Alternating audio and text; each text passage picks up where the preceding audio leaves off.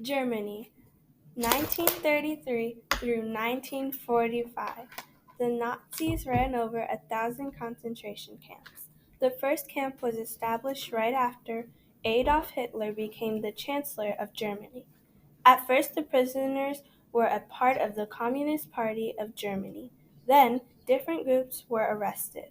Habitual criminals, asocials, and Jews were some groups persecuted as well. Right after the start of World War II, in Germany occupied Europe, people were also imprisoned in concentration camps. Around 1.65 million Europeans were registered in the camps. About 1 million people died during their stay. Most deaths happened during the second half of World War II, including one-third of the 700,000 prisoners who were registered as of January 1945. After the Allied victories, the camps gradually liberated in 1944 and 1945, although thousands of prisoners died during death marches.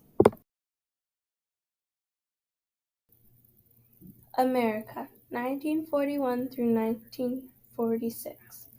After the attack on Pearl Harbor done by the Japanese, the U.S. was concerned that the Japanese Americans were still loyal to their Japanese empire. So to solve this issue, President Franklin D. Roosevelt signed Executive Order 9066 into law on February 19, 1942.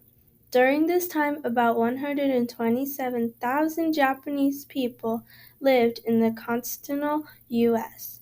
112,000 of those people lived on the West Coast, where most of the internment camps were located. Soon after the executive order, the West Coast was declared a military exclusion area, and all Japanese Americans were rounded up and taken to assembly centers before being sent to internment camps. The Japanese were forced to do labor and were constantly surrounded by armed guards and barbed fences, daring them to leave. In 1944, in the court case Korematsu versus United States, it was ruled that the internment camps were constitutional